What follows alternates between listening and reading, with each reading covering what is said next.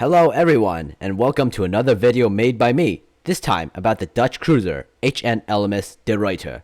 Not many people know about the cruiser, and I hope I can change that.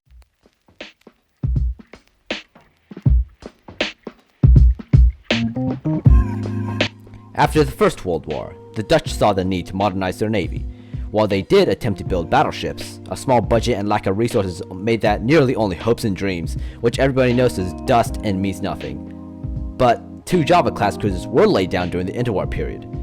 Well, only 2 ships would not make a very great defensible navy at least, or in this case, guarantee protection of the Dutch East Indies. That meant the Dutch needed to build a 3rd ship.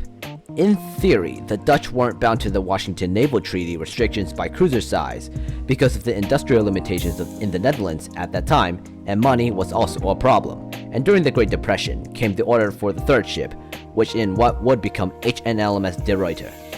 De Ruyter had not been anything close to the 10,000 tons treaty limit, let alone larger than that. But De Ruyter was the only ship in her class. Early designs called for a heavy cruiser with 8-inch or 203.2mm guns, which then became a 6-gun light cruiser design. The Dutch Navy did argue a 4th turret back in, and it only took them accepting only a single gun for that said turret, while only any sort of protection or any other armament was not incorporated in the ship's construction and whatnot. But there were plenty of space on the cruiser.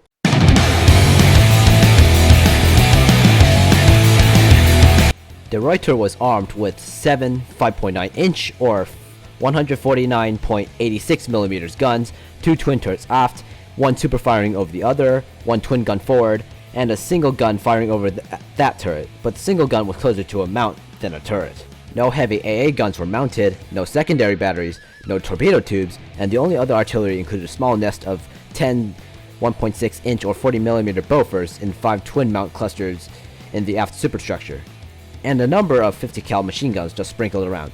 Amidship, there was a facility for 2 aircraft, but only carried 1 in practice.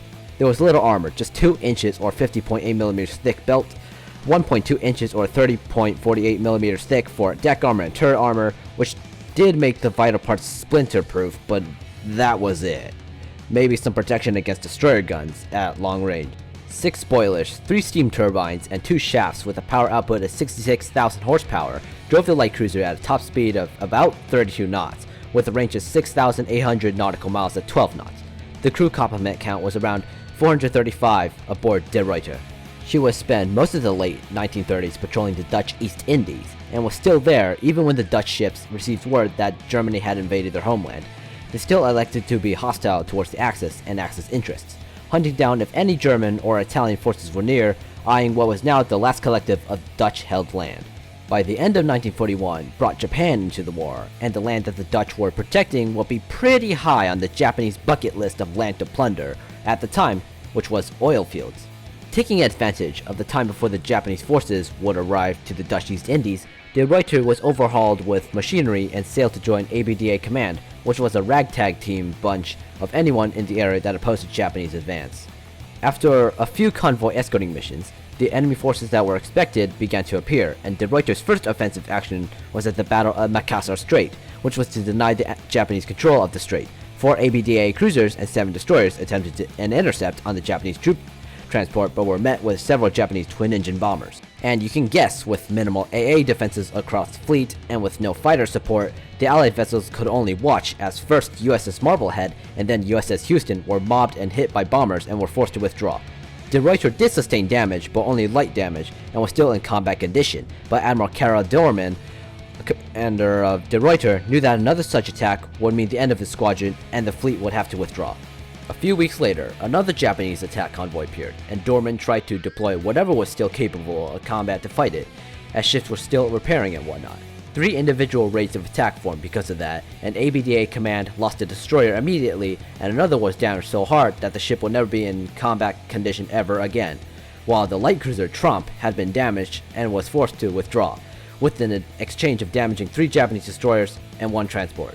Then, over a week later than that, the last remaining major ABDA ships gathered in what was one last attempt to stop another Japanese invasion. That resulted in the Battle of Java Sea, Gunfire and torpedoes were fired left and right from both sides, while the Allied side was getting the worst of it. In the last exchange of gunfire, a final wave of torpedoes hit both De Ruyter and Java. Both cruisers' torpedoes protections was no match against the Japanese torpedoes, and De Ruyter rolled over and sunk, taking most of her crew and Admiral Karl Dorman. That wreck would be rediscovered in 2002, but then grave robbers happened. Then, after the Second World War had ended, a new project in the Netherlands for a new cruiser, which was supposed to be after all the many failed attempts to build a new cruiser, which then was resumed after it, the De Zeven Provinciën class cruisers, I think I said that correctly, resumed construction and will only enter service in the 1950s. And the second ship of that class was named De Ruyter, a commemoration to the one lost in World War II. The second ship of the De Zeven Provinciën class was supposed to be named Eendracht, but then was renamed to De Ruyter. Both De Zeven Provinciën and De Ruyter served in the Royal Netherlands Navy until 1973. Both ships were given to the Peruvian Navy under the name Almirante Grau, and De Zeven Provinciën under the name Aguirre, where both served in Peruvian Navy until retiring in 1999. Almirante Grau was said to be made a museum ship, but then was announced in 2022 that the ship will be up for sale, and then she was finally moved out of the harbor and scrapped. Both De Ruyter and De Zeven Provinciën were the last gun cruisers ever in the world at that time. That's it for this video, and thanks for watching. You can suggest video ideas in the comments below, and I will hypothetically, accidentally, on purpose make videos on them. I'll see you next time.